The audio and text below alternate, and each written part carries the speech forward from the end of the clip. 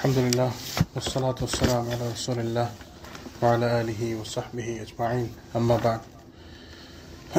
আল্লাহ সুবহানাহু ওয়া তাআলার অসংখ্য শুকরিয়া, তিনি আমাদেরকে তৌফিক দিয়েছেন রাসূল সাল্লাল্লাহু আলাইহি ওয়াসাল্লামের জীবন সম্পর্কে জানার জন্য, শেখার জন্য, একত্রিত হওয়ার। আল্লাহ সুবহানাহু ওয়া তাআলা আমাদের জানার মধ্যে শেখার মধ্যে বরকত দেন। আমরা গত এক সপ্তাহ বন্ধ ছিল আমাদের, বিভিন্ন কারণে আমরা ক্লাস কন্টিনিউ করতে পারিনি। আজকে আমি ইনশাআল্লাহ আবার শুরু করবো।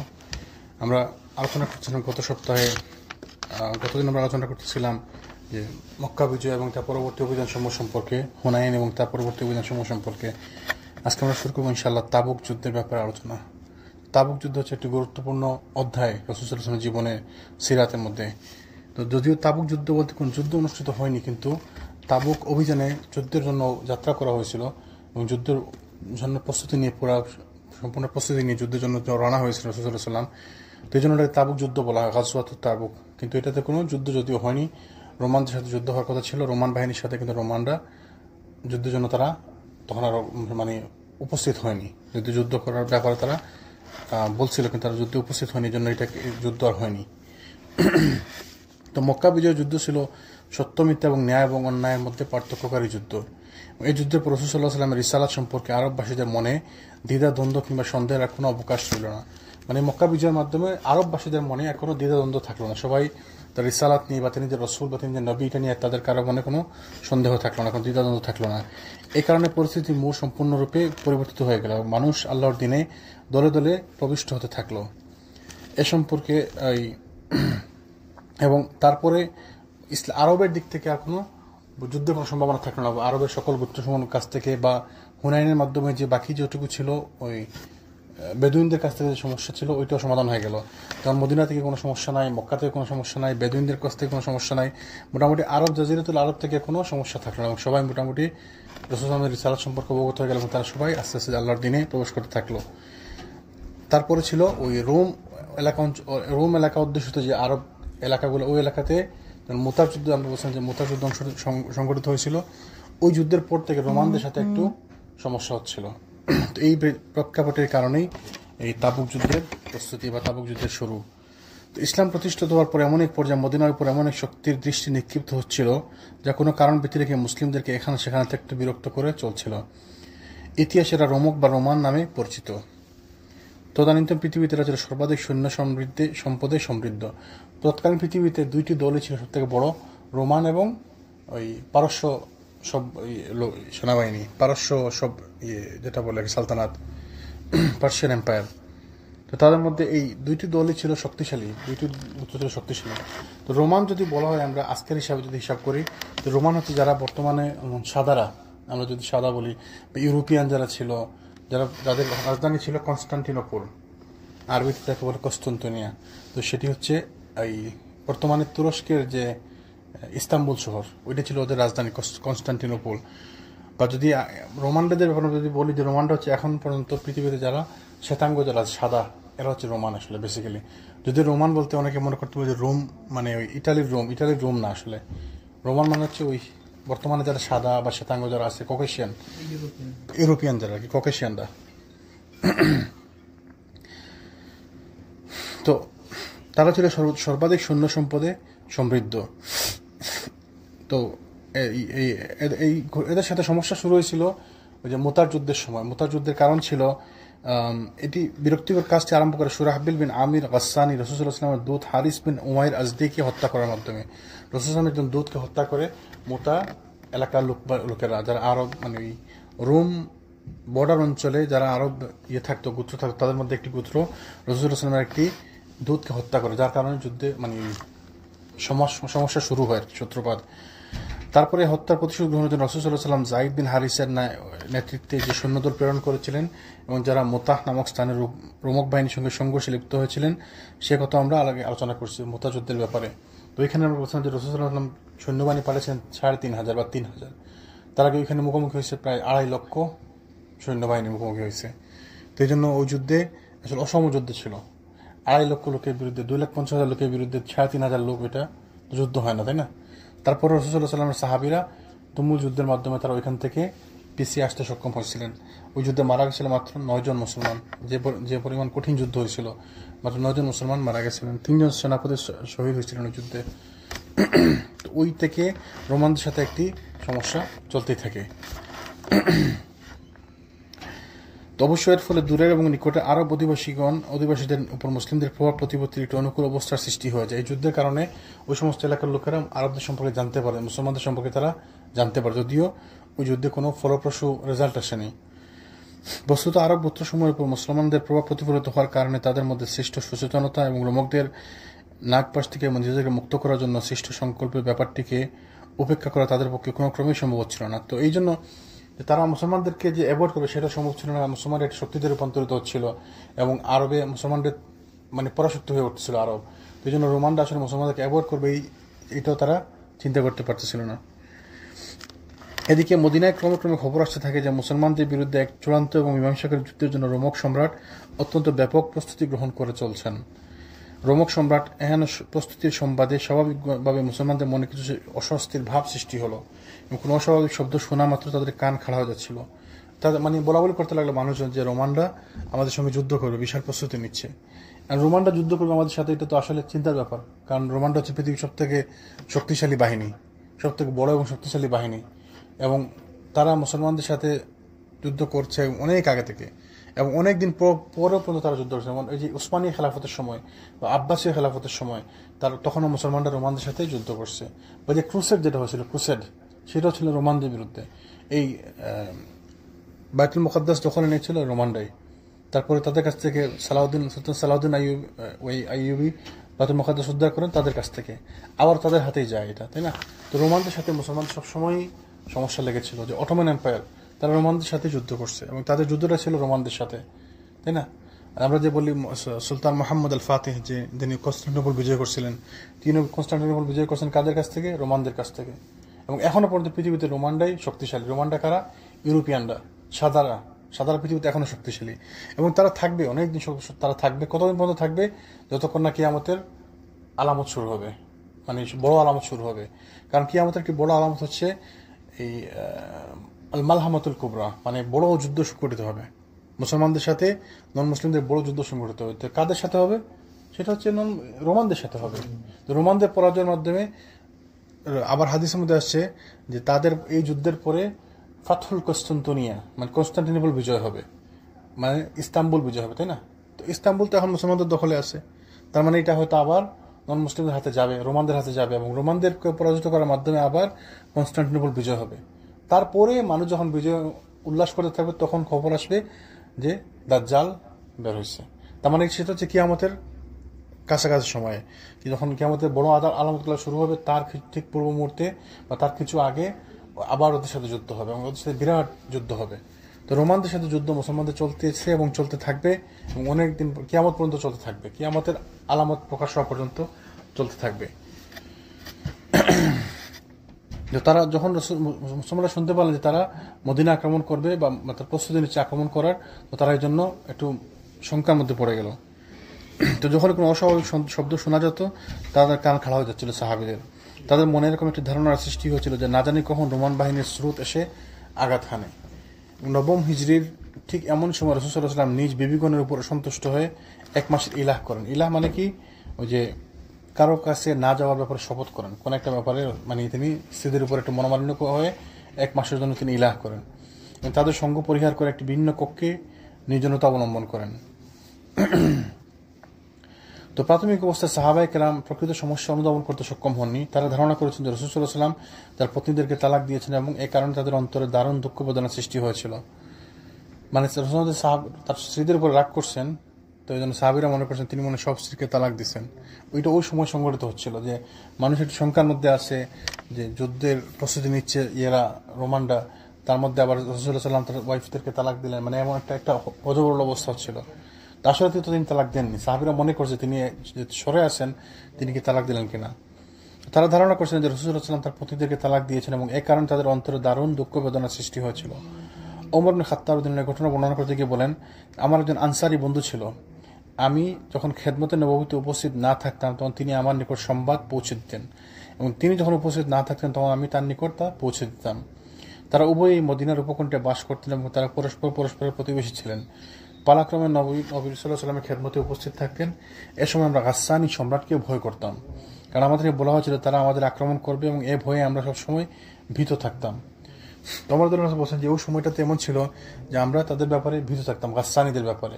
তারা আমাদেরকে হঠাৎ কখন আক্রমণ করে এই ব্যাপারে আমরা ধারণা করতাম, মানে আমরা ভয়ের মধ্যে ছিলাম। তো এখানে একটি কথা আমরা আলোচনা করছি। জমর বলছেন যে আমি এবং আমার এক প্রতিবেশী, তারা দুইজন ছিলেন, পালাক্রমে তারা রাসূলুল্লাহ সাল্লাল্লাহু আলাইহি ওয়াসাল্লামের খেদমতে উপস্থিত থাকতেন। তো কাজ করতে হতো, তাই না? জব ছিল, ব্যবসা ছিল, সবাই সবসময় রাসূলের কাছে উপস্থিত হতে পারতেন না। তো তার মানে কি করতেন, দুজনে পালা করে তারা উপস্থিত হতেন। আজকে আপনি যাবেন, আপনি যে শিখবেন, আমাকে এসে শিখাবেন। কালকে আমি যাব, আমি যে শিখবো, আপনাকে এসে শিখাবো।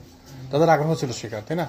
তো সাহাবীরা এরকম শিখতেন, তাদের আগ্রহ ছিল। আমাদের তো আগ্রহ নাই, আমাদের শেখার ইচ্ছাও নাই, আমার জানার আগ্রহ নাই, ইচ্ছাও নাই, আর আমরা সব জানি, তাই না? তো সাহাবীরা এমন ছিল যে আজকে ইমাম সাহেব বললো যে একটি হাদিসের ব্যাপারে, তাকে যখন বলা হলো যে 3 বার নক করার পরে চলে যাচ্ছিলেন, তো কি ব্যাপার চলে গেলেন কেন? বলে এটা সুন্নত, 3 বার নক করলো বা সালাম দিল, দিয়ে চলে গেল কেউ না খুললে। তো ওমর সেটা জানতেন না। তো ওমর জানতেন না, ওমর কি ভাবতে বলছেন যে আমি জানি না, এটা কোনো কথা, আপনি জানলে হবে না? আপনি না জানতেই পারেন, অনেকে অনেক কিছু জানেন না, তাই না? কিন্তু আমাদের মধ্যে ওই জিনিসটা নাই। আমাদের হচ্ছে কি, না আমি শিখবো না, আমার শেখার আগ্রহ না, ইচ্ছাও না, আমি সব জানি, তাই না?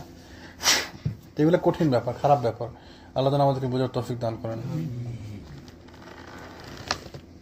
এই যে বললাম, অনেকে বলে যে এই ক্লাসে বসার দরকার নেই, যা শিখছি ওইটাই অনেক, ওইটা যদি চলতে পারে ওইটাই অনেক। তো এটা কি ঠিক? এটা কি হয়?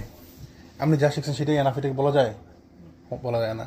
আমাদের সবাইকে শিখতে হবে, সবাইকে জানতে হবে। কারণ আপনি জানেন না কখন কোন কথাটা কার কাজে লাগবে, কখন কোন কথাটা আপনার, জি, মৃত্যু পর্যন্ত আপনাকে শিখতে হবে। হাত্তা তাহুল ইয়াকিন, আপনার মৃত্যু সম্পর্কে আপনাকে শিখতে হবে। তো একদিন ওমর যেন বলছেন যে একদিন আমার আনসারি বন্ধু আকস্মিক দরজায় করাঘাত করতে করতে বললেন যে খুলুন খুলুন। আমি বললাম কি, রাসায়নিক কি এসে গেল? তিনি বললেন না, এর চেয়ে কঠিন সমস্যার সৃষ্টি হয়ে গেছে এবং রাসূল সাল্লাল্লাহু আলাইহি ওয়াসাল্লাম তার স্ত্রীদের থেকে পৃথক হয়ে গেছেন। তো বলার উদ্দেশ্য হচ্ছে তারা তখন এমন অবস্থার মধ্যে ছিলেন, তারা ভয়ের মধ্যে ছিলেন কখন না রোমানরা আক্রমণ করে। তো দরজায় নক করতেছেন, মনে করছেন যে মনে হয় রোমানরা আক্রমণ করছে। কি ব্যাপার, রাসায়নিক এসে গেছে, আক্রমণ করছে? বলে যে না, রাসূল সাল্লাল্লাহু আলাইহি ওয়াসাল্লাম তার স্ত্রীদেরকে তালাক দিয়ে দিচ্ছেন। তো সমস্যা আরো কঠিন। তো ভিন্ন সূত্র থেকে এভাবে বর্ণনা হয়েছে যে ওমর রাদিয়াল্লাহু আনহু বলেন যে আমাদের মাঝে সাধারণভাবে কথা প্রচারিত হয়েছিল যে গাসসান গোত্রের লোকজনেরা আমাদের আক্রমণ করার জন্য ঘোড়ার পায়ে নাল লাগাচ্ছে। একদিন আমার এক বন্ধু তার পালাক্রমের খেদমতে নববীতে হাজির হন। অতঃপর বাদ এসে তিনি বাড়ি ফিরে এসে দরজায় জোরে জোরে আঘাত করতে থাকেন। বললেন, এরা কি শুয়ে পড়েছেন? আমি ঘর থেকে বের হয়ে বললাম যে কি ব্যাপার, কি হয়েছে? তখন তিনি বললেন একটি বড় ঘটনা ঘটেছে। আমি বললাম যে গাসসানিরা কি এসে গেছে? তো তিনি বললেন যে না, এর চেয়ে বড় কঠিন সমস্যা রাসূলুল্লাহ সাল্লাল্লাহু আলাইহি ওয়াসাল্লামের বিবিদের তালাক। মানে তারা ওই ব্যাপারটা হচ্ছে, ওইটা তার উদ্দেশ্য হচ্ছে এটা বোঝানোর জন্য যে রাসূলুল্লাহ সাল্লাল্লাহু আলাইহি ওয়াসাল্লামের যে সমস্যাটা তখন চলতেছিল, ওই সময় তারা রোমানদের ব্যাপারে ভয়ের মধ্যে ছিলেন। এবং এই হাদিসগুলো হচ্ছে বুখারী মুসলিমের হাদিস, মুত্তাফাকুন আলাইহি। তার মানে তারা রোমানদের কাছ থেকে ভয়ের মধ্যে ছিলেন যে কখন রোমানরা আক্রমণ করবে, কখন রোমানরা, তার মানে বোঝা যাচ্ছিল যে রোমানরা যে আক্রমণ করবে ব্যাপারে মুসলমানদের মনের মধ্যে একটি শঙ্কা ছিল, ব্যাপারটা ছিল সিরিয়াস। এটা বোঝানোর জন্য এই হাদিসগুলো এখানে আলোচনা করা হয়েছে। তো ওমর বিন খাত্তাব রাদিয়াল্লাহু আনহু ঘটনা থেকে সহজেই বোঝা যায় যে রোমানদের যুদ্ধ প্রস্তুতি মুসলমানদেরকে কতটা চিন্তিত এবং বিচলিত করে তুলেছিল। মানে রাত্রে এসে কেউ দরজা নক করছে, কি ব্যাপার, কি ব্যাপার, এসে গেল, মানে এরকম কঠিন সিচুয়েশন ছিল। তারা অপেক্ষা করছিল যারা হঠাৎ না চলে আসে আবার, এবং তারা ভয়ের মধ্যেই ছিল। যেহেতু রোমানরা হচ্ছে পৃথিবীর পরাশক্তি, তো রোমানদের সাথে যদি যুদ্ধ হতো সেটা তো সহজ যুদ্ধ হবে না, কঠিন হবে। তো মদিনায় মুনাফিকদের সততা এবং চক্রান্ত সমস্যাটিকে আরো প্রকট করে তুলতেছিল। অথচ মুনাফিকরা একথা ভালোভাবে অবগত ছিল যে উদ্ভূত সমস্যার প্রতিটি ক্ষেত্রেই রাসূল সাল্লাল্লাহু আলাইহি ওয়াসাল্লাম বিজয়ী হয়েছেন এবং পৃথিবীর কোনো শক্তিকে তিনি কখনোই ভয় করতেন না। তো মুনাফিকরা এটা তারা আগুনে ঘি ঢালতেছিল, মানে মানুষকে ভয় দেখানো যে কি হবে এখন যদি আক্রমণ করে। মুনাফিকরা সুযোগ নিচ্ছিল যে এই সুযোগে যদি মুসলমানদেরকে আরো বিচলিত করা যায়, তারা আরো বিচলিত করতেছিল। অধিকন্তু একথাটি তারা ভালোভাবে অবগত ছিল যে রাসূল সাল্লাল্লাহু আলাইহি ওয়াসাল্লাম বিরুদ্ধাচরণ করেছে, যারাই করে তারা সকলেই পর্যুদস্ত এবং ছিন্ন ভিন্ন হয়ে গেছে। এবং তবু অন্তরে অন্তরে তারা একটি ক্ষীণ আশা পোষণ করতেছিল যে যুগের আবর্তনের গতি দ্বারাই মুসলমানদের বিরুদ্ধে তাদের লালিত প্রতিহিংসার অগ্নি কোনো না কোনোভাবে একদিন প্রজ্বলিত হবেই, এবং খুব সম্ভব এটি হচ্ছে কাঙ্ক্ষিত সময়। তো তারা মনে করতেছিল যে মুনাফিকরা যে এই চান্সে মুসলমানরা তো এখন পরাজিত হবে, তাহলে আমাদের একটু বেনিফিটেড হবে, তো আমরা তো পারতেছি না, মনে মনে তাদের শত্রুতা ছিল। তারা খুব আশা করছিল যে এখন যেহেতু রোমানদের সাথে যুদ্ধ লাগছে, তো রোমানদের সাথে হারবে, পরাজিত হবে মুসলমানরা, এবং এই সুযোগে আমরা বেনিফিটেড হব মুনাফিকরা। এবং এইটা নিয়ে তারা, এবং এইটাই হয় যখনই আপনার সাথে কারো শত্রুতা হয়, আরেকজন শত্রু খুশি হয়, তাই না?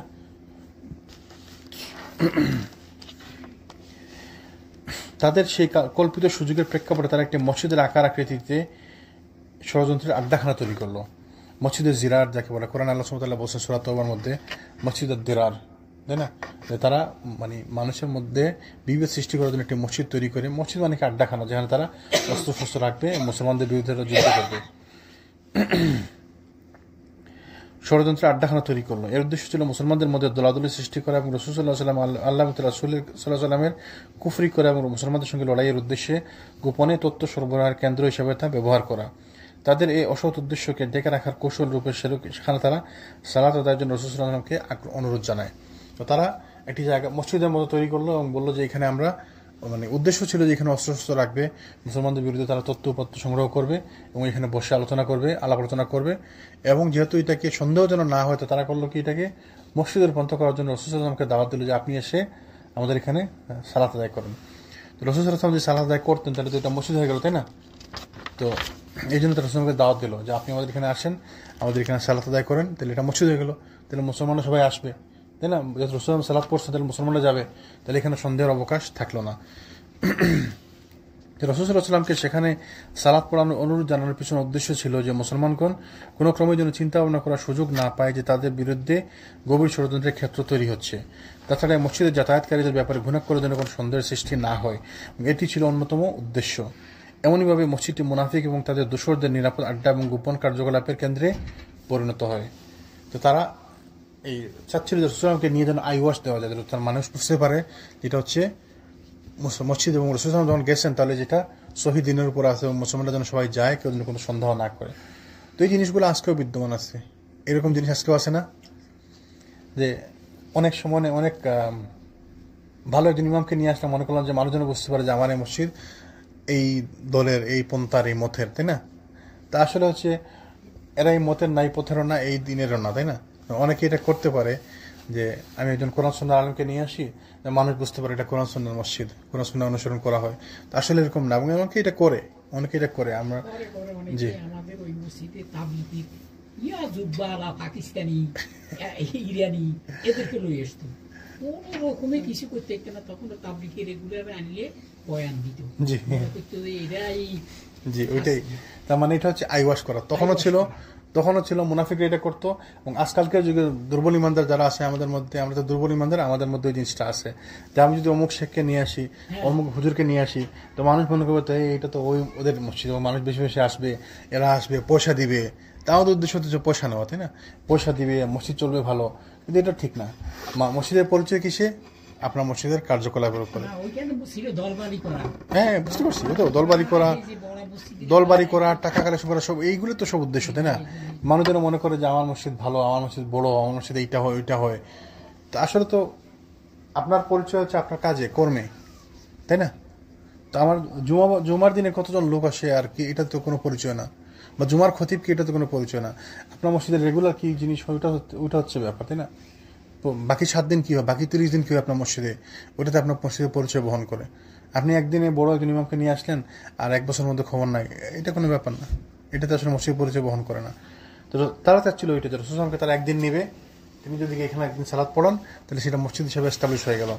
তো মুনাফিকরা তখনও যেমন ছিল আজকেও তেমন, এবং সব সময় এই কম ইমানদারের লোকেরা সবসময় কি চিন্তা করে, কিভাবে চিন্তা করে, শর্টকাটে চিন্তা করে, তাই না? তো এগুলো আমার জন্য শিক্ষা আছে। কিন্তু রাসূল সাল্লাল্লাহু আলাইহি ওয়াসাল্লাম মসজিদে সালাত আদায় করার ব্যাপারে যুদ্ধ থেকে প্রত্যাবর্তন না করা পর্যন্ত বিলম্বিত করেন। তো রাসূল সাল্লাল্লাহু আলাইহি ওয়াসাল্লাম তিনি তো জানতেন না যে এখানে কি হচ্ছে, তিনি জানতেন তাহলে তো তিনি যাওয়ার আগে এটা সমাধান করে দিতে পারতেন যে না, তোমাদের এখানে যাবো না, তোমাদের এটা ধ্বংস করে ফেলো, ভেঙে ফেলো। তো তিনি বুঝতে পারতেছিলেন যে কি করবেন। তো তিনি বলছেন যে ঠিক আছে, আমি যুদ্ধ থেকে ফেরত আসার পরে সিদ্ধান্ত নেব। তো যুদ্ধ থেকে আসার পরে আল্লাহ সুবহানাহু ওয়া তাআলা কোরআনে ওহী নাযিল করে দেন, কোরআনে আয়াত নাযিল করেন যে মসজিদটাকে ভেঙে ফেলতে হবে। এবং তারপরে রাসূল সাল্লাল্লাহু আলাইহি ওয়াসাল্লাম আল্লাহ সুবহানাহু ওয়া তাআলার নির্দেশে আয়াতের প্রেক্ষাপটে সাহাবীদেরকে নিয়ে মসজিদটাকে ভেঙে ফেলেন। এখানে আর কিছু ব্যাপার আছে। রাসূল সাল্লাল্লাহু আলাইহি ওয়াসাল্লাম তিনি চাইলে কিন্তু তখন বলতে পারতেন, যদি জানতেন কি হচ্ছে তাহলে তিনি তখনই বলতে পারেন যে এটা ভেঙে ফেলো। তার মানে তিনি জানতেন না, তিনি গায়েব জানেন না, গায়েবের খবর তিনি জানেন না। এবং তিনি দেখেন, তিনি বলেন না যে আমি আসবো না বা আমি আসবো, এটাও বলেননি। তার মানে আমাদের কোনো জিনিস বলার আগে, করার আগে আমাদেরকে চিন্তা করতে হবে। রাসূল সাল্লাল্লাহু আলাইহি ওয়াসাল্লামের মতো নেতা, তার থেকে বড় নেতা কেউ আছে পৃথিবীতে, দুনিয়া এবং আখিরাতে? নাই।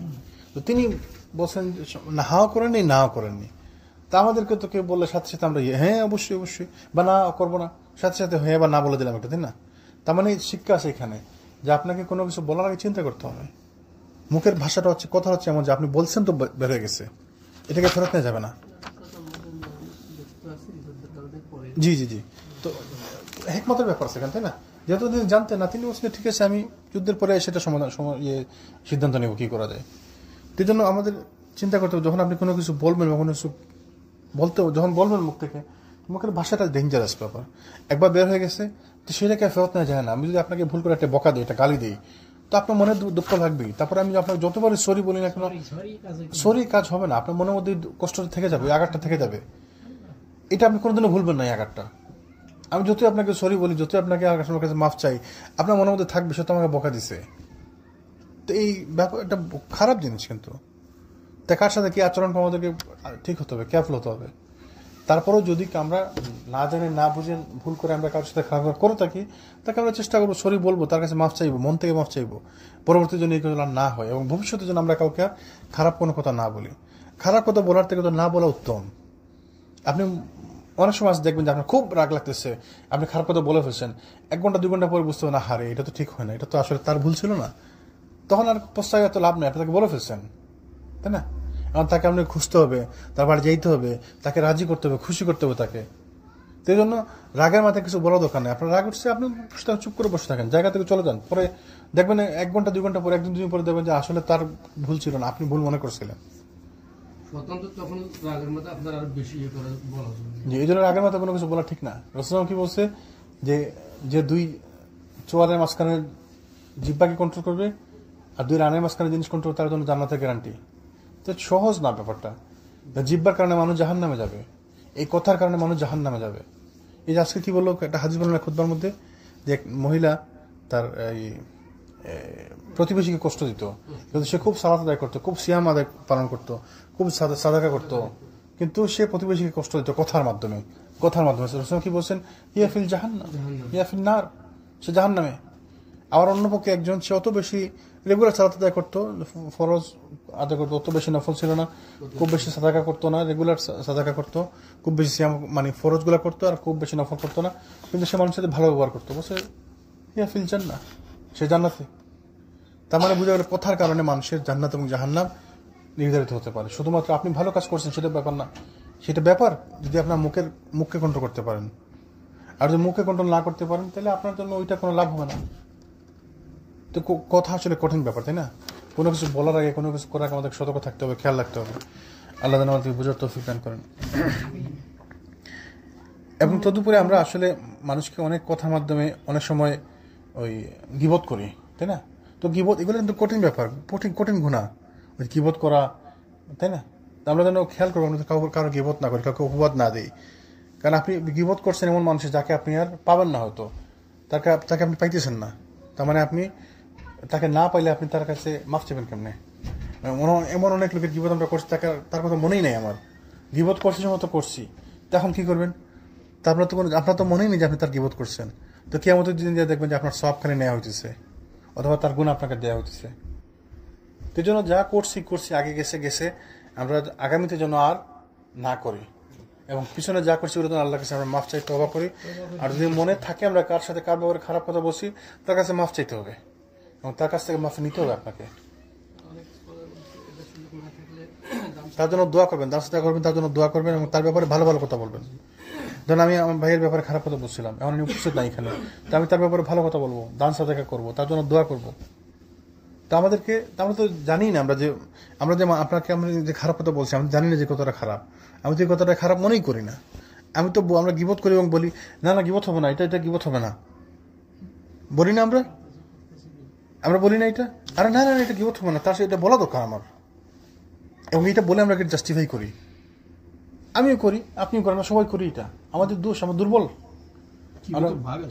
হ্যাঁ, না সেটা ঠিক আছে, সেটা ভিন্ন ব্যাপার। কিন্তু অনেক সময় এগুলো ছাড়াও আমরা এমনিই বলি যে শুনছেন ওকে কি করছে, আপনি হারাম ধরে নেন, হালাল তো ধরার দরকার নেই। তো হালাল ধরতে গেলে তো বুঝতে পারবো না, তখন হালাল আমি পার্থক্য করতে পারবো না, বিপদে পড়বো আমরা, তাই না? তো এই ঝামেলা না গিয়ে আমি গীবত করবোই না। তার মানে যে মুখ বন্ধ রাখলো সে ইবাদত করলো, সে অনেক গুনাহ থেকে বেঁচে গেল। মুখ বন্ধ রাখাটা কিন্তু বিশাল বড় ব্যাপার। মুমিনের লক্ষণ। কিছু কিছু ক্ষেত্রে ফরজ নিয়ত করা হয়, ক্ষেত্রে আপনার থেকে মুশকিল। সুবহানাল্লাহ। কিছু ক্ষেত্রে ফরজ। না সেটা তো সেটা বোঝা যায়। বুঝতে পারলে পড়বে, না হলে জানলে। না বুঝতে পারলে তো তো আল্লাহ তাআলা আমাদের বোঝাতে হবে। এই জিনিসগুলো আসলে সামাজিক রোগ। এই রোগের কারণে আমরা আক্রান্ত, এই রোগে আমরা বিশালভাবে বড়ভাবে আক্রান্ত, কঠিন বিপদের মধ্যে আছি আমরা সবাই। আপনি সালাত আদায় করলেন, মসজিদ থেকে বের হয়ে আরেকজনের গীবত করলেন, বা আপনার সালাত সব ধ্বংস করে দিলেন। সারাদিন কষ্ট করে 5 বার মসজিদে আসলেন, মানুষজন একটা হয়, বেশিরভাগই জি কথাবার্তা উঠতে উঠতে জি, 5 বার মসজিদে আসলেন, কষ্ট করে ফজর, জোহর, আসর, মাগরিব, এশা কত কষ্ট করে আসলেন, জামাতের সাথে সালাত আদায় করলেন, কিছু সব কামাইলেন, আর ওই একজন ব্যাপারে খারাপ কথা বলে নষ্ট করে দিলেন। কথা তো উঠে সুন্দর এক জায়গায়, জি, সেখান থেকে চলে যেতেছে একবারে। এর লাগে রাসূলুল্লাহ তো যখন বলছে, বুঝিয়ে তো বলছে যে 2 চোয়ালের মাঝখানে জিনিস কন্ট্রোল করা, জিহ্বাকে কন্ট্রোল করতে হবে, আমাদের জিহ্বাকে কন্ট্রোল করতে হবে। আপনি চুপ করে থাকেন, চুপ করে থাকাটা একটা ইবাদত। তো মুখ বন্ধ করে রাখেন, হয় না, 2-3 দিন রাখতে হলে না কোনো কথা উঠতে উঠতে একসময় চলে যাবে। তা আল্লাহ আমাদের হেফাজত কখনো করুন। খেয়ালও থাকে না যে এবং সেইটা মানুষ এমন কথা বলে, আপনি মসজিদে আসেন, মসজিদে বসে কথা, আমরা যেখানে বসে এইখানে বসে আমরা আলো গীবত করবো, আর বুঝতে পারবো না কোন দিক থেকে কোন দিকে গীবত শুরু হয়ে গেছে। আল্লাহ আমাদের হেফাজত করুন।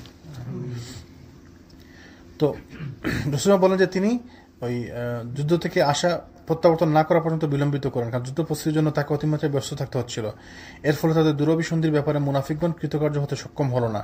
অধিকন্তু যুদ্ধ হতে প্রত্যাবর্তনের পূর্বেই আল্লাহ সুবহানাহু ওয়া তাআলা তাদের অসৎ উদ্দেশ্যের জবনিকা উন্মোচন করে দিলেন। কাজী রাসূল সাল্লাল্লাহু আলাইহি ওয়াসাল্লাম যুদ্ধ হতে প্রত্যাবর্তনের পর এই মসজিদে সালাত আদায় না করে তা ধ্বংস করে দেন।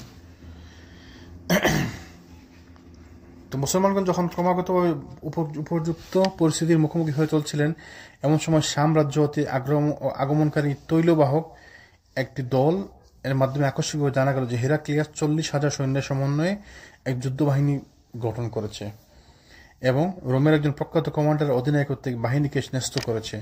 তাছাড়া নিজ পতাকার আওতায় খ্রিস্টান গোত্রসমূহের মধ্যে লাখম, জুজাম এবং অন্যান্য গোত্রগুলোকে একত্রিত করেছে এবং তাদের বাহিনীর অগ্রবর্তী দলটি বালকা নামক স্থানে পৌঁছে গেছে।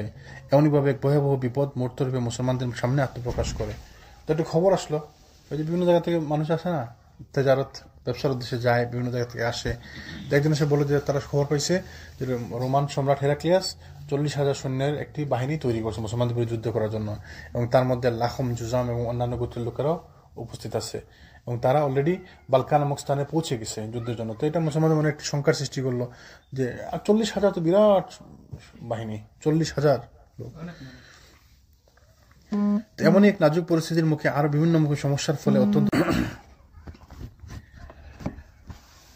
সময়টা ছিল অত্যন্ত গরম এবং মানুষ ছিল অসচ্ছলতা এবং দুর্ভিক্ষের কবলে। যানবাহনের সংখ্যা ছিল খুব সীমিত। বাগবাগিচার ফলমূলে পরিপক্কতা এসে গিয়েছিল। ফলমূল সংগ্রহ এবং ছায়ার জন্য বাগবাগিচার অবস্থান করাটা মানুষের অধিকতর পছন্দনীয় ছিল এবং এসব কারণে ততক্ষণে যুদ্ধ যাত্রার জন্য মানসিকভাবে তাদের প্রস্তুতি ছিল না এবং তদুপরি পথের দূরত্ব এবং সফরের ক্লিষ্টতা তাদের মনকে দারুণভাবে প্রভাবিত করেছিল। তো এই সময়টা ছিল আসলে কঠিন সময়, যুদ্ধে যাওয়ার জন্য কারো মন মানতেছিল না, কারণ গরমের সময়, তারপরে ফল ফ্রুটস আসছে গাছে, মানুষ ফল ফ্রুটস খাবে, এনজয় করবে, ফল ফ্রুটস উঠাবে, বাড়িতে উঠাবে, তো গাছের নিচে মানে ছায়ার নিচে তাকাটা তাদের কাছে বেশি আকর্ষণীয় মনে হচ্ছিল। এবং গ্রীষ্মের গরমের সময় কে চায় যুদ্ধে যেতে, আর 1 মাসের দূরত্ব যাওয়া, 1 মাসের দূরত্ব আসা, মানে অনেক দূরে। 30,000 লোক নিয়ে গেছিলেন এবং যাইতে আসতে 1 মাস সফর।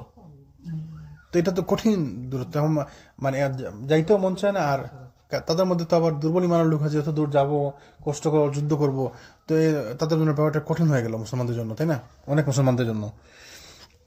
রাসূল সাল্লাল্লাহু আলাইহি ওয়াসাল্লামের পক্ষ থেকে তিনি যুদ্ধযাত্রার জন্য নির্দেশ দিলেন। তিনি রাসূল সাল্লাল্লাহু আলাইহি ওয়াসাল্লাম গভীর মনোনিবেশ সহকারে সমস্যা সংকুল পরিস্থিতি এবং বিভিন্নমুখী প্রতিকূলতা পর্যবেক্ষণ করে যাচ্ছিলেন। তিনি এটি পরিষ্কারভাবে উপলব্ধি করছিলেন যে চরম সংকটময় মুহূর্তে যদি রুমীদের সঙ্গে মোকাবেলা করার ব্যাপারে শৈথিল্য কিংবা গড়িমসি করা হয়, কিংবা আরো অগ্রসর হয়ে তারা যদি মদিনার দ্বার প্রান্তে এসে উপস্থিত হয়, তাহলে ইসলামী দাওয়াত ও মুসলমানদের জন্য তা হবে অত্যন্ত ক্ষতিকর এবং অবমাননাকর। এতে মুসলমানগণের সামরিক মর্যাদা দারুণভাবে ক্ষুণ্ণ এবং যোগ্যতার কারণে হুনাইন যুদ্ধে মুসলিম বাহিনী প্রচন্ডভাবে আঘাতপ্রাপ্ত হয়েছিল, তার পুনরাবৃত্তি ঘটবে। তো রাসূল আসলে তিনি বুঝতে পারলেন যে ব্যাপারটা আসলে যুদ্ধে যাওয়াটাই হচ্ছে জরুরি। সবকিছু পর্যবেক্ষণ করে এখন নেতাদের ব্যাপার ভিন্ন, নেতারা চিন্তা করে সবার কথা মাথায় রেখে, তাই না? নেতারা আমার আপনার মতো চিন্তা করে না, আমি আপনি চিন্তা করবো আমার আপনার ব্যাপারে, আমার ঘর কেমন চলছে, আমার বাড়ি কেমন চলছে, আমার শরীর কেমন, আমার স্বাস্থ্য কেমন, আমার পোশাক কেমন, তাই না? নেতাকে চিন্তা করতে হবে পুরো দেশের ব্যাপারে, যে রাষ্ট্রপ্রধান তাকে পুরো রাষ্ট্রের কথা চিন্তা করতে হয়। তো রাসূল কি চিন্তা করলেন যে যদি আমরা যুদ্ধে না যাই, তারা যদি অগ্রসর মদিনার কাছাকাছি চলে আসে, তো সেটা আমাদের জন্য খারাপ হবে, তার আমাদের জন্য অসম্মান হবে, বেইজ্জতি কারবার হবে, প্লাস আমাদের জন্য ক্ষতির কারণ হবে, আমরা তাদেরকে আটকাতে পারবো না। এবং এইটা যেহেতু অবর করার কোনো সুযোগই নাই, তাহলে আমাদেরকে প্রস্তুতি নিতেই হবে যুদ্ধের জন্য, যুদ্ধে যাওয়ার জন্য। অধিকন্তু যুগের বিবর্তনের ধারায় মুনাফিকগণের যে সুযোগের অপেক্ষা রয়েছে এবং আবু আমির ফাসেকের মাধ্যমে রোম সম্রাটের সঙ্গে ঐক্যবন্ধন সৃষ্টি করে তার পিছন দিক থেকে পেটে খঞ্জর ঢুকে দেওয়া সামিল। আর সামনের দিক থেকে রোমীদের সৈনিক প্লাবন রক্তক্ষয়ী আঘাত হানবে তাদের উপরে, এমনইভাবে অর্থহীন হয়ে যাবে যে সকল অসাধারণ প্রচেষ্টা এবং পরিশ্রম যা সাহাবাগণ ব্যয় করেছিলেন এবং আল্লাহর দিনের প্রচার এবং প্রসারের কাজে। মানে এই যে কষ্ট করে এতদিন মক্কা বিজয় করার মধ্যে এত ইসলামের প্রচার এবং প্রসার হয়েছে, শারীরিক পরিশ্রমের মাধ্যমে, ফাইন্যান্সিয়াল পরিশ্রমের মাধ্যমে, এবং যে কষ্ট করছেন এই কষ্টগুলো সব বিফলে যাবে যদি তারা এটাকে রোমানদেরকে আটকাতে সক্ষম না হন, তাহলে এটা কষ্টটা বিফলে যাবে, তাই না?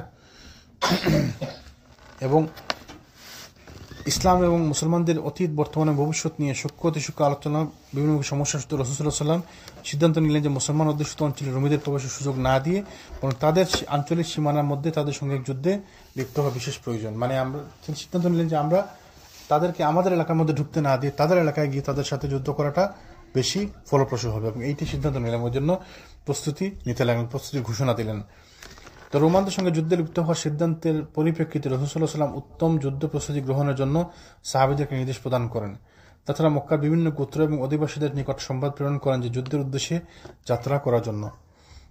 এবং এসব ব্যাপারে রাসূল সাল্লাল্লাহু আলাইহি ওয়াসাল্লামের নীতি ছিল যখনই কোনো যুদ্ধে লিপ্ত হওয়ার সিদ্ধান্ত গ্রহণ করতেন তখন যুদ্ধের ব্যাপারে গোপনীয়তা অবলম্বন করতেন।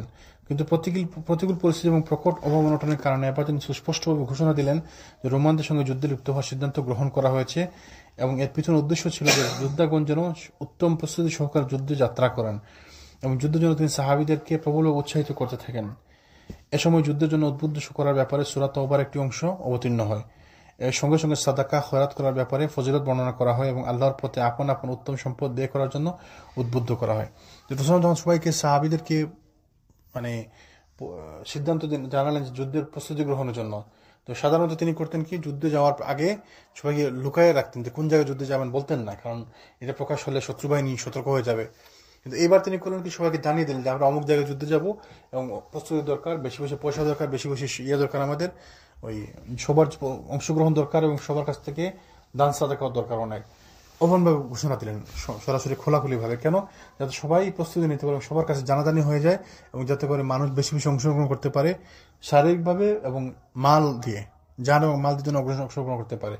এটা যে বড় যুদ্ধ হবে, জানের মানে মানুষেরও দরকার আছে, প্লাস অনেক পয়সারও দরকার, অনেক খরচের ব্যাপার সেবার আছে, তাই না?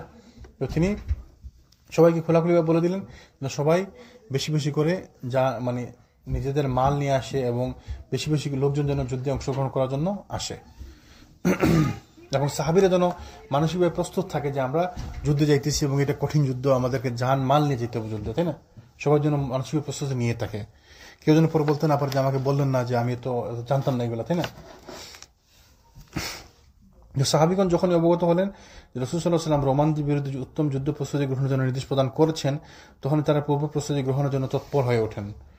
বিভিন্ন গোত্র এবং মৈত্রী চুক্তি বন্ধনে আবদ্ধ সম্প্রদায়ের লোকজনেরা মদিনায় সমবেত হতে আরম্ভ করে দিলেন।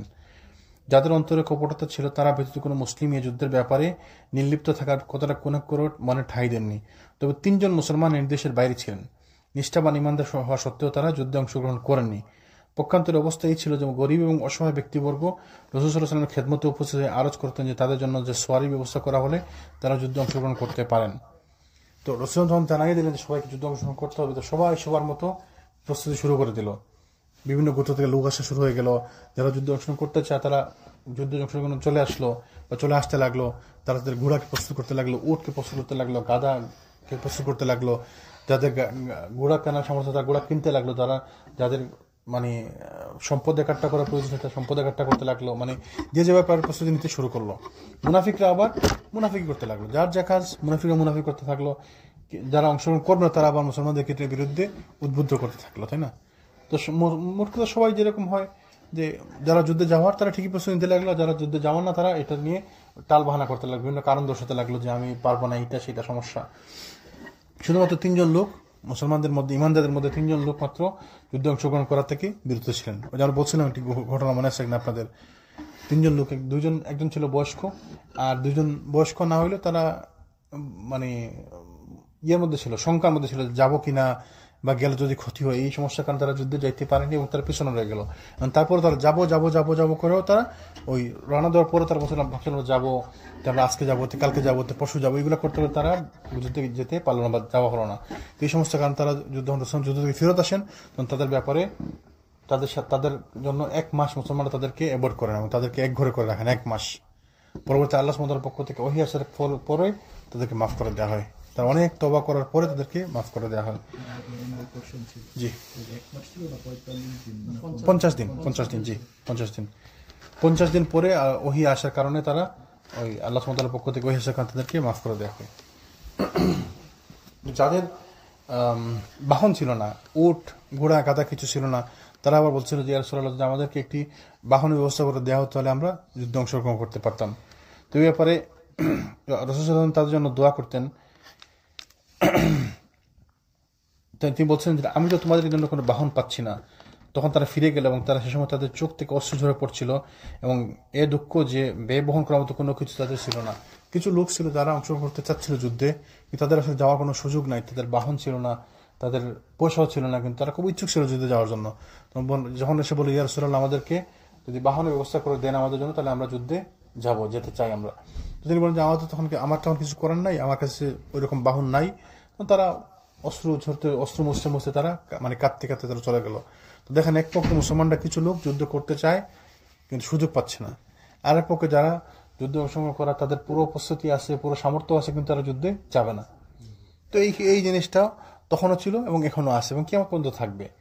যেমন দান সাদাকার ব্যাপারে ধরেন, অনেকের ইচ্ছা আছে কিন্তু সে তার সাধ্যের বাইরে গিয়ে পারতেছে না, তাই না? আবার অনেকের কাছে সাধ্য আছে, তার ইচ্ছাটা নাই, তাই না? তো আপনি ওইদিন কে জানি বলতেছিল যে আপনাদের এখানে তো অনেক বড় লোক আছে, আমাদের এখানে বড় লোক কম, মানে পয়সার লোক কম। তা আমি বললাম যে ভাই, মসজিদ মাদ্রাসা পয়সার লোকে চালায় না, মসজিদ মাদ্রাসা চালায় হচ্ছে মধ্যবিত্ত লোকেরা, গরিব লোকেরা, যারা 10 টাকা 20 টাকা 100 টাকা 200 টাকা 500 টাকা ইনকাম করে, এরাই তাদের কম ইনকাম থেকে মসজিদে ডোনেশন করে। আর যারা দেখবেন পয়সাওয়ালা, খুব পয়সাওয়ালা, বিশাল বড় বড় পয়সাওয়ালা মালিক, বড় বড় টাকার মালিক, এরা মসজিদ মাদ্রাসা দান করে না। কেন করে না? খুব কম। কেন করে না? কারণ তার কাছে তো টাকা থাকে না। আপনি জিজ্ঞেস করবেন যে ভাই আমার কাছে টাকা নেই, আমি তো এদিক ওদিক ইনভেস্ট করে ফেলছি। হ্যাঁ, না দিবে, যদি তার নাম হয় সে দিবে। যেমন কনসার্ট করেন, কনসার্টের জন্য সে দিবে, যাতে তার নাম লেখা থাকে, যেন কনসার্টে আর কি প্রযোজনা, এটা কি বলে, এটাতে স্পন্সর্ড বাই, যাতে তার নাম লেখা থাকবে, মানুষ দেখবে। কিন্তু মসজিদ দিয়ে তো লাভ নেই, মানুষ তো দেখবে না, মানুষ জানবে না, তাই না? প্লাস আপনি জিজ্ঞেস করেন, বলবো যে আমি তো আসলে একটা ব্যবসা করছি, একটা বাড়ি করছি, এটা সেটা করছি, আমার কাছে এখন নাই, হাত খালি। তো তাদের হাত খালিই থাকে আসলে। এমনি হুদাই নামে পয়সালা দে কারা? ওই যারা মধ্যবিত্ত, যাদেরকে আল্লাহ শক্ত ইমান দিছে, ইমানের নূর দিয়ে যাদের অন্তরকে আল্লাহ পরিপূর্ণ করে দিছে, ইমানের নূর যাদের অন্তরে আল্লাহ দিয়ে দিছে, ওরাই আল্লাহ দান করে। আর যে সমস্ত লোক পয়সাওয়ালা, ওরা দান সাদাকা করে ওঠে না আসলে, কম একদম করে না, ঠিক না, কিছু লোক আছে করে আলহামদুলিল্লাহ, কিন্তু বেশি সংখ্যক লোকেরা এমনই। তো মসজিদ মাদ্রাসা এতিমখানা এগুলো চালায় কে? মধ্যবিত্ত লোকেরাই চালায়। তো যুদ্ধ প্রস্তুতির প্রয়োজনের প্রেক্ষাপটে মুসলমানদের মধ্যে প্রতিযোগিতা শুরু হয়ে যায়। পরস্পর তুলনায় সাদাকা এবং দান খয়রাত করতে পারে কে কত বেশি আল্লাহর কাছে, আল্লাহর রাহে, এবং এটা তারা প্রতিযোগিতার মাধ্যমে দান সাদাকা করতে থাকে। তো দেখেন, এই সময় দান সাদাকা মাঝে মধ্যে প্রতিযোগিতা করে করাও ভালো। কেন? তো যেহেতু প্রয়োজন, মুসলিম উম্মার প্রয়োজন এখন, তো যদি প্রতিযোগিতা করে করেন যে ভাই 100 টাকা দিচ্ছি, আমি 200 টাকা দিব, তো আমি আরেকজন বলে তাহলে আমি 300 টাকা দিব, তো যাতে এই উত্তম কাজে প্রতিযোগিতা করা যায়, তাই না? উত্তম কাজে প্রতিযোগিতা করা যায়, এবং এইটাই হচ্ছে, এই ঘটনাই হচ্ছে প্রমাণ যে দান সাদাকা মাঝে মধ্যে বলে কয়ে করা উচিত, যেন অন্য মানুষ উদ্বুদ্ধ হতে পারে, অনুপ্রাণিত হতে পারে। যেমন ভাই 1000 টাকা দিচ্ছে, আমি 1000 টাকা দিব, তাই না? এই জন্য মাঝে মধ্যে আসলে বলে কয়ে করাও দরকার আছে। সেই সময় ওসমান বিন আফফান রাদিয়াল্লাহু আনহু শাম রাজ্যের উদ্দেশ্যে এমন একটি বাণিজ্য কাফেলা প্রস্তুত করছিলেন, যার মধ্যে ছিল পালান এবং গদি সহ 200 উট এবং 200 উকিয়া রৌপ্য, যার ওজন ছিল প্রায় 29 কেজি রূপা। এর সবকিছু তিনি সাদাকা করে দেন যুদ্ধের জন্য। এরপর তিনি হাওদা সহ আরো 100 উট দান করেন। এরপর পুনরায় তিনি আরো 1000 আনুমানিক 5.5 কেজি ওজনের স্বর্ণমুদ্রা নিয়ে এসে রাসূলুল্লাহ কুলের উপর ঢেলে দেন। রাসূলুল্লাহ স্বর্ণমুদ্রাগুলো পাল্টিয়ে দেখতে পারেন যে আজকের পর ওসমান যা কিছু করেছে তাতে আর তার কোনো ক্ষতি হবে না। মানে এত সম্পদ দিছে যে কোনো হিসাব নাই, বেহিসাব। প্রথমে 100 উট দিছে, একদম পুরা উঠে দিয়ে সহ, যে বসার জিন যাই বলে কি জিন গদি টদি সহ। তারপরে আরো 100 উট দিছে, আর 200 উট দিছে। তারপরে 29,000 কেজি রূপা দিছে। তারপরে আর কি দিছে, এই 5.5 কেজি ওজনের স্বর্ণ মুদ্রা, 5.5 কেজি ওজনের স্বর্ণ মুদ্রা। তো এর সুবিধা এত সব কিছু দেখে বলেন আজকের পরে আর ওসমানের আর কিছু করা লাগবে না, ওসমানের আর কোনো ক্ষতির কোনো কিছু নাই আজকের পরে থেকে। এরপর ওসমান আবারও দান করলেন এবং আরো সাদাকা করেন, এমনকি তার দানকৃত জিনিসের পরিমাণ নগদ অর্থ পাতে 900 উট এবং 100 ঘোড়া পর্যন্ত পৌঁছেছিল। মানে 1000 পশু তিনি দান করছেন, শুধু ওসমান একজন এক লোক, তাই না? তো পয়সা থাকলে এমনই দান করতে হবে, এমনি দান করতে হবে। তো তার কি কমছে? কমে নাই তো কোনো। ওসমান রাদিয়াল্লাহু নামে তো এখনো মদিনাতে আছে, লাইব্রেরি আছে।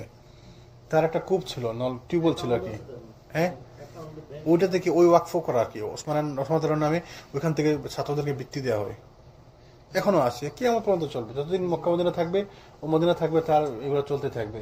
তো কবে মারা গেছে? 1500-1600 বছর আগে, তাই না? 1400-1450 বছর আগে মারা গেছে, এখনো তার পয়সা চলতেছে পৃথিবীতে, তার তো কমে নাই। এবং এখন ওনার কথা আমরা আলোচনা করতেছি এবং তার কাছে সব দেখতেছি না, এই যে আমরা তার ব্যাপারে আলোচনা করতেছি, প্রশংসা করতেছি, সব পাইতেছে না উনি? পাইতেছে। এই যে মুসলমানদের যে খেদমত করছে উনি, যে উম্মতের যে খেদমত করছে, তারপর থেকে যে উম্মত যে আজকে পর্যন্ত কিয়ামত পর্যন্ত যে মুসলিম উম্মা বলবৎ থাকবে, তো সেটা সব উনি পাবে না? পাইতে থাকবে। তো এই জিনিসগুলো মানুষ বোঝে না, আমরা বুঝি না। আমরা শর্ট সাইটেড, আমাদের সাইট কম, ছোট আমাদের। আমরা যারা এই মসজিদে দান সাদাকা করি, তো মসজিদে দান সাদাকা করলাম, আমার এই বক্সে গিয়ে পড়লো, সাদাকা শেষ হয়ে গেল না। এই টাকা তো যতদিন এই মসজিদ থেকে বেনিফিটেড হবে মানুষ, বা এই মসজিদ থেকে যারা বেনিফিটেড হয়ে বাইরের দিন প্রচার করবে, সবার কাজের সব আপনি পাইতে থাকবেন। একটা জিনিস আমরা নগদের বিশেষ, যে নগদ যেটা পাই, জি, 1 টাকা দিলে 100 টাকা, ওইটাই বেশি মনে হচ্ছে। জি, এইটাও নগদ, কিন্তু আমরা আসলে দেখি না, এটা দেখা যায় না। এটাও নগদ, এটা নগদ এবং বাকি সব দিকে আপনি দিচ্ছেন, আপনার সব লেখা হয়ে গেল। এটা আরো বেনিফিট আসবে, আরো সব আসবে, আরো বেনিফিট আসবে, আরো সব আসবে, সুবহানাল্লাহ, চলবে কিয়ামত পর্যন্ত। এবং কিয়ামতের পরেও আপনি এটা সব পাইতে থাকবেন। আল্লাহ তাআলা আমাদের বোঝার তৌফিক দান করেন। অন্যদিকে আব্দুর রহমান বিন আউফ রাদিয়াল্লাহু আনহু 200 উকিয়া রৌপ্য, যার ওজন ছিল প্রায় 29.5 কেজি, নিয়ে এলেন এবং আবু বকর রাদিয়াল্লাহু তার সমস্ত সম্পদ রাসূলুল্লাহর খেদমতে এনে সমর্পণ করলেন। আল্লাহ তাআলা রাসূল ছাড়া তার পরিবারের জন্য কিছু অবশিষ্ট থাকলো না। তার দানের পরিমাণ ছিল 4000 দিরহাম এবং নবী রাসূলুল্লাহ সাল্লাল্লাহু আলাইহি ওয়াসাল্লামের সমীপে দান সামগ্রী আনার জন্য তিনি ছিলেন প্রথম ব্যক্তি। ওমর রাদিয়াল্লাহু আনহু নিয়ে আসলেন অর্ধেক সম্পদ, সম্পত্তির পুরো অর্ধেক নিয়ে আসলেন। তো আমরা কি এগুলো কল্পনা করতে পারি যে আমার পুরো সম্পত্তি আমি দিয়ে দিছি আল্লাহর রাস্তায়? এটা আপনি কল্পনা করতে পারেন যে আচ্ছা, মানে একবার চিন্তা করুন তো, আপনার সম্পত্তি সব দিয়ে দিচ্ছেন, বাড়িঘর যে 4-5টা আছে সব দিয়ে দিচ্ছেন, এই সম্ভব আমাদের জন্য? সম্ভব না। আমরা এটা চিন্তাই করতে পারি, কল্পনা করতে পারি না।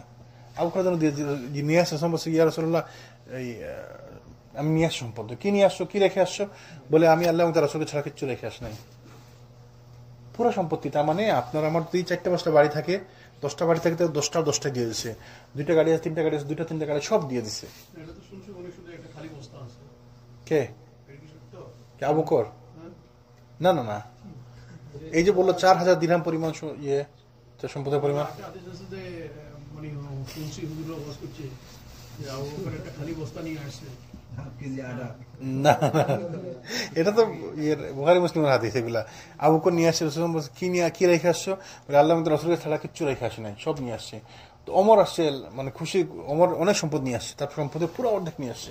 ধরো আপনার বাড়ি আছে 10টা, 5টা পয়সা নিয়ে আসছেন, গাড়ি আছে 2টা, একটার পয়সা নিয়ে আসছেন, ব্যাংকে আছে 1 লাখ টাকা, $50,000 নিয়ে আসছেন মসজিদে দেওয়ার জন্য, অর্ধেক, পুরো অর্ধেক। তো ওমর নিয়ে আসছে, খুশিতে অমুক টকবক করতেছে, আজকে তো আবু বকরকে হারাই দিন। এটা কি আপনি ওনার কথাই কোন? ওমর তো আছে অনেক, আরো বেশি আছে, মাশাআল্লাহ, আল্লাহ আর বরকত দিন। তো আবু বকর রাদিয়াল্লাহু আনহু ওমর নিয়ে আসছে, এসে বলছে, ইয়া রাসূলুল্লাহ, আজ মনে মনে চিন্তা করছে আজকে তো আবু বকরকে হারাই দেবো। বলছে ইয়া রাসূলুল্লাহ, আমি দিলাম। বলে তুমি কি নিয়ে আসছো, কি রেখে আসছো? বলে এখানে যা আছে ওই পরিমাণ বাড়িতে রেখে আসছি। আমার বুদ্ধিমান লোক, আমার পরিবারের জন্য তো লাগবে, তাই না? আমার ওইখানে যা আছে আমার বাড়িতে অতটুক রেখে আসছে, মানে পুরো অর্ধেক নিয়ে আসছে। বলছে আবু বকর কতটুক নিয়ে আসছে? বলছে আবু বকর তো সব নিয়ে আসছে, আবু বকর কিছু রেখে আসে নাই। তো ওই দিন বলছে যে এই আবু বকরকে হারানো কারোর পক্ষে আর সম্ভব না। আবু বকরের সাথে সব সময় প্রতিযোগিতা করলাম, কখন থেকে হারাইতে পারলাম না। না, শুনছিলাম এখানেই মানে কিছু হুজুর ওয়াজ করছে যে আবু বকর আনছিল শুধু একটা বস্তা, তার ঘরে কিছুই ছিল না।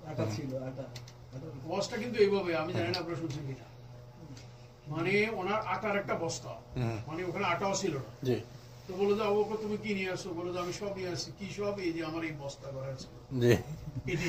না, এই যে ওনার পরিমাণ ছিল কি লেখা আছে এখন, তার দানের পরিমাণ ছিল 4000 দিরহাম। মানে এটা আকর্ষণ লাগানো মানে ওইটা মানে বুঝাইতে হতো যে তিনি জানেন না কেন, মনে করছে যে যা ছিল ওইটাই সব নিয়ে আসছি আমি। তো ওনারা মনে করতেছে আর কি, বা যারা এটা বলে না, আমি তো এটা আলেমের মুখে শুনছি। যে এক বস্তা আটা থাকলে মনে হয় ওইটা নিয়ে আসা সহজ না, ওইটাও সহজ না। আটার বস্তা নিয়ে যার কাছে এক বস্তা আটা আছে তার কাছে ওইটাই তার সম্পত্তি, তাই না? ওইটা যদি সব সব পুরাটা নিয়ে আসে তো এটা তো ছোট ব্যাপার না। এক সাহাবি ওই যে কিছু কাজ করে, দিনমজুর কাজ করে, কাজের বিনিময়ে কিছু খেজুর পায়, তার ইয়ে স্যালারি, প্রতিদিন কিছু খেজুর পায়, এটা তার স্যালারি। তো খেজুর নিয়ে আসে প্রথম দিন, রসুলের কাছে দিবে, ওই তাবুকের যুদ্ধের জন্য সে করবে, সাদা কার্ডটা দিবে সে। তো আয়সা দেখে ওসমানে দিচ্ছে 1000 উট, এই আবু করে দিচ্ছে 4000 দিরহাম সোনা, ওমরে নিয়েছে সম্পত্তি পুরো অর্ধেক। তো এগুলো দেখে তার আর সে একটু খেজুর সে দিতে পারে, সে লজ্জা চলে গেছে। দ্বিতীয় দিন আসছে, আবার এসে দেখে মানুষ ডান্স করতেছে সেরকম, চলে গেছে। তৃতীয় দিন আসছে, তাকে ডাকছে, এদিকে আসো, কি ব্যাপার? বলছি রাসূলুল্লাহ, আমি কিছু আসছে সাদাকা করতে গিয়ে একটু পরিমাণ আমি পাই পারিশ্রমিক, তো এর থেকে এদের সাদাকা দেখে তো আমি লজ্জায় শেষ, তাই না? তো পরে রাসূলুল্লাহ করলো কি, নিল, তার কাছ থেকে নিল, বলছে যে যার যতটুকু সামর্থ্য ছবি থেকে দান করতে হবে। আপনি 10 টাকা পান, 10 টাকাতে আপনি 1 টাকা 2 টাকা দান করবেন। আপনাকে তো আল্লাহ বললেন যে আপনি 10 টাকা পেয়েছেন, আপনি 100 টাকা দান করতে হবে না, আপনি যতটুকু সাধ্য মতো করবেন, বরকত দিবে আল্লাহ সুবহানাহু ওয়া তাআলা। যখন রাসূল বলছেন যে আল্লাহ সুবহানাহু ওয়া তাআলা কেউ যখন কোনো কিছু দান করে, আল্লাহ তার দানকে ডান হাতে নেন, ডান হাতে নিয়ে আল্লাহ এটাকে লালন পালন করেন, ভরণ পোষণ করে এটা পাহাড়ের মতো উঁচু হয়ে যায় এক সময়। এই যে হাদিসটা আপনার এখানে লেখা আছে, ইমাম সাহেব লিখছে মনে হয়, ইন্নাল্লাহ তাইয়্যিব লা ইয়াকবালু ইল্লা তাইয়্যিব, আল্লাহ হচ্ছে পবিত্র এবং আল্লাহ পবিত্র ছাড়া কোনো কিছু গ্রহণ করে না। তা আপনার যদি 10 টাকা থাকে এবং সেটা পবিত্র থাকে, তাই ওইটাই আল্লাহর কাছে সম্মানিত বেশি, ওইটাই আল্লাহর কাছে মর্যাদাবান বেশি। আরেকজনের 1 কোটি টাকা দিল, সেটা হারাম থেকে দিল, ওটা মর্যাদা নাই। আল্লাহ হচ্ছে পবিত্র, আল্লাহ সুন্দর এবং আল্লাহ সুন্দর পছন্দ করে, আল্লাহ ভালো পছন্দ করে। আপনি ভালো থেকে দিবেন, আমাদেরকে সবাইকে ভালো থেকে দিতে হবে, তাই না? এবং ভালো কাজ করতে হবে, এবং বেশি বেশি দান সাদা করতে হবে। দান সাদা হচ্ছে আপনার জন্য কিয়ামতের জন্য রেখে দিলেন, আপনি আখিরাতের জন্য আপনি যা দিলেন ওটা আপনি রেখে দিলেন, ব্যাংকে জমা দিলেন। আর এখানে যা ব্যাংকে জমা করলেন ওটা আপনি নষ্ট করলেন। জি, হ্যাঁ, আপনি যা মসজিদ মাদ্রাসায় দিবেন, দান সাদা করবেন, আত্মীয় স্বজনকে দিবেন, গরিবকে দিবেন, বউয়ের পিছনে খরচ করবেন বা বাচ্চাদের পিছনে খরচ করবেন, এই আত্মীয় স্বজনকে দিবেন, ওই পাড়া প্রতিবেশীকে সাহায্য করবেন, এতিমকে দিবেন, বিভিন্ন এতিমখানায় দিবেন, মানে যতভাবে সম্ভব দান সাদা করবেন, এগুলো হচ্ছে আপনার জমা হয়ে গেল, এগুলো হচ্ছে অরিজিনাল ব্যাংকে জমা করলেন, আপনি কিয়ামতের দিন গিয়ে এগুলো পাবেন। হ্যাঁ, ওই যে একটা বকরি জবা করেছিল, জবা করে বসে যেগুলো বিলি করো, তো বিলি করতে করতে শুধু ওই যে একটু পরিমাণ মাংস রয়ে গেছে আর কি। তো বললো যে আশা কি ব্যাপার, দিয়ে দিচ্ছে বিলি করছো? বলে হ্যাঁ, সব বিলি করে দিছি, শুধু এইটুক রয়ে গেছে। বলছে না, আসলে উল্টা, শুধু এইটুক ছাড়া বাকি সব রয়ে গেছে আমাদের জন্য, বাকি যা বিলি করা হয়েছে ওই পুরাটা আমার জন্য রয়ে গেছে, মানে থাকে গেল, মানে কি আমরা কি আমাদের জন্য এটা পাবো আমরা, আর যেটুকু আমাদের কাছে রয়েছে ওইটা আসলে নষ্ট হয়ে গেল। ওটা বুঝতে পারছেন? তো যা দিলাম মানুষকে, যা দিলাম, ওয়ালাইকুম সালাম, যা দিলাম মানুষকে ওইটা আমাদের জন্য পাওয়া থাকলো। তাহলে আমরা করি কি, যেমন কোরবানির সময় আসলে কিভাবে যে 3 ভাগের 1 ভাগ থেকে যে আমরা কমাইতে, আর এখানে তো আমাদের দেওয়ার সুযোগ, এখানে আমরা দিতেও পারি না কাউকে, সব নিজেই খাই, খালি ফ্রিজে ভরি আর খাই। আর দেওয়ার সময় আমরা এত পিছনে, কিছু লোক আছে আলহামদুলিল্লাহ, কিছু কিছু লোককে আল্লাহ বরকত দিছে, এদের মনকে আল্লাহ শক্ত করে দিছে। আমার অতিরিক্ত গোস্ত থাকে, আমি কাউকে না দেওয়া থাকে, জি, তো এটা বিক্রি করে কি আমি এতিমকে দিতে পারবো? এখানে কিভাবে বিক্রি করবেন? এখানে আমি বিক্রি করব দোকানে কিনে নিয়ে যাবেন। আর যদি মনে করেন অপশন থাকে, না, এটার উত্তম পথ হচ্ছে কি, এখানে তো আসলে দেওয়ার মতো লোক নাই, সত্যি কথা যেটা, মানে আপনি কাকে দিবেন? এরকম গরিব থেকে আত্মীয় বন্ধু বান্ধবকে দিতে পারেন, আত্মীয় দিতে পারেন, ওটা ইনশাল্লাহ কভার হবে। তো উত্তম হচ্ছে এটা যে আপনি যদি ধরেন যে আপনি 1 নামের কোরবানি দিয়েছেন এখানে, তাই না, 500 টাকা এক্সাম্পল, তাহলে আপনি ওই পরিমাণ যে 15 টাকা দিচ্ছেন তার 3 ভাগের 1 ভাগ টাকা দেশে পাঠিয়ে দেন, ওইখানে ওই টাকা দিয়ে ওইখানে একজন 1 নাম দিতে পারবো। এক্সাম্পল, আপনি 600 টাকা দিচ্ছেন 1 নামের গরুতে, তাই না, তো 600 টাকাতে 3 ভাগের 1 ভাগ আপনি বিলি করবেন, আপনার মানে সুন্নত হচ্ছে এটা, তাই না। তো 200 টাকা পরিমাণ আপনি পাঠিয়ে দেন দেশে, 200 টাকা মানে হচ্ছে 24,000 টাকা। 24,000 টাকা দিয়ে সুন্দর একটা বকরি দিতে পারে, ভালো একটা দুটো বকরি দিতে পারে, কখন কোনো জায়গায় 2টা হবে, কোনো জায়গায় একটা হবে, তাই না। অথবা একটা অংশ এখানে দেন, একটা অংশ দেশে দেন, তো আপনার ধরলেন যে ওইটা দান সাদাকা হয়ে গেল, সুন্নত আদায় হয়ে গেল, আর এইটা আপনি এখানে খেলেন, এটা হচ্ছে উত্তম পন্থা।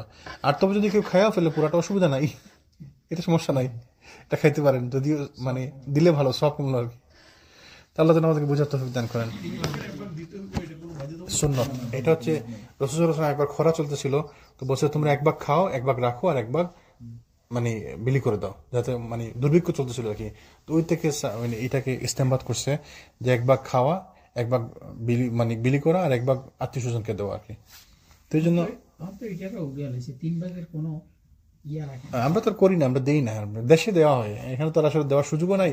তো এই জন্য আমাদের করতে হবে ওই পরিমাণ টাকা দেশে দিয়ে দিবেন, যে পরিমাণ তিন ভাগের এক ভাগ যে পরিমাণ, ওই পরিমাণ টাকা দিয়ে দিবেন দেশে, বা একটু বেশি দিবেন। আমাদের জন্য তো এখানে অত আসলে সমস্যা হয় না। যেমন আগেই প্ল্যান করে দিয়ে পাঠাই যাবে। ধরেন 200 টাকা পরিমাণ বা 300 টাকা যদি আপনি দেশে দিয়ে দেন, তো খুব একটা গায়ে লাগবে না আপনার। বিভিন্ন মাদ্রাসা বা না, অথবা একটা এতিমখানা দিয়ে দেন যে ওরা একটা কোরবানি করে খেয়ালা কোরবানির সময়, তাই না? অথবা আপনার বাড়িতে দেন যে এই টাকার পরিমাণের একটা ছাগল বা বকরি বা ভেড়া কিনে তোমরা একটা বিলি করে দিও পুরাটাই, তাই না?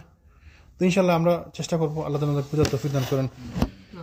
সুবহানাকাল্লাহুম্মা বিহামদিকা আশহাদু আল্লা ইলাহা ইল্লা আনতা আস্তাগফিরুকা ওয়া আতুবু ইলাইক।